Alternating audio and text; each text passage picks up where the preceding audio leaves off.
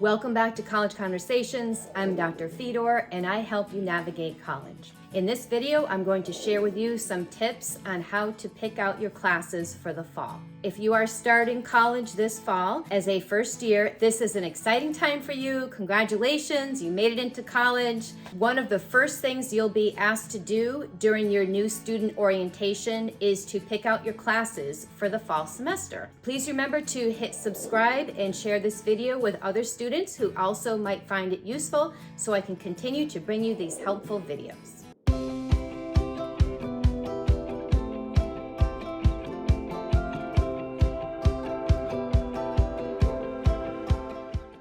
So one of my first tips is if you are officially accepted into a specific major, I want you to make sure that you're working with an updated degree plan for that major. Ask more than one person to make sure that you're working with complete information. You could ask your academic advisor, and you could also ask someone in the registrar's office.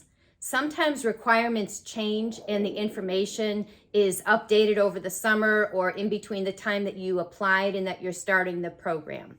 And sometimes the information is updated in one place but not in another place. Follow the recommended courses for the first semester, the first fall on that sheet. My second tip is if you are a student athlete, try to get your practice and your game schedule before registering for classes. I know that's not always possible, but please try to do that. Ask your coach. That will help you avoid some of the conflicts. Also, if you plan on working during the fall, see if you can get your work schedule in advance or just some idea of when you might be working, and then that way you can use that information to plan your classes. Also, make sure to leave enough time in between classes to get to the next class, especially if you're going to school at a larger campus, a university, and there's one class here and there's another class here, and you're thinking, wait a minute, I might not have enough time to leave this class and then be, starting another class if it's clear across campus. Same idea applies if you're trying to arrive on campus if you're coming from work. Try to get an idea of which buildings your classes are going to be held in, if you can, and map out where you're going to be walking to all of your classes. Because sometimes you can have a class, back-to-back classes in the same building, or sometimes if you're not paying attention, you have a class in this building, and then you have to walk over here, have a class in this building, and then walk back to the first building. So you want to just build a schedule that's very efficient.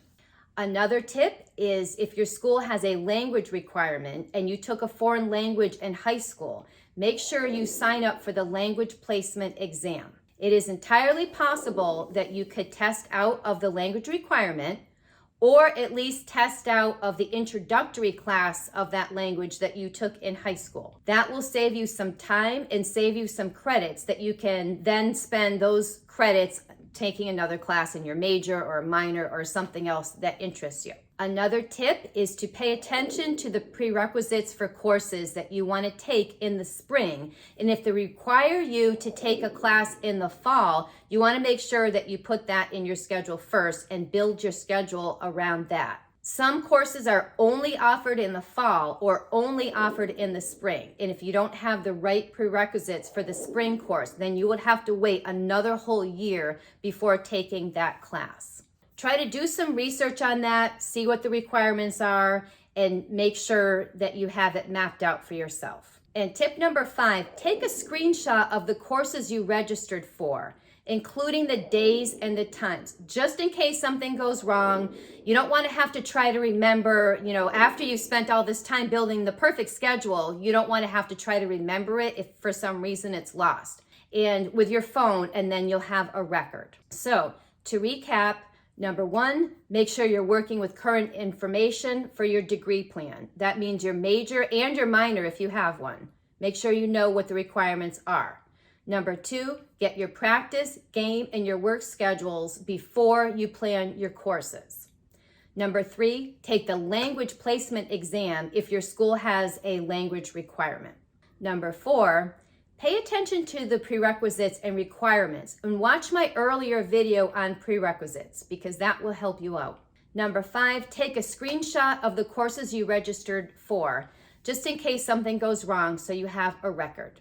Remember to meet with your academic advisor to double check all of your classes and make sure that you're on track. Please remember to hit subscribe so I can continue to bring you these helpful videos. Good luck to everyone. It will be okay. Please send me an email. Let me know how you're doing. Share these videos with other students who might find them useful. And remember to keep learning.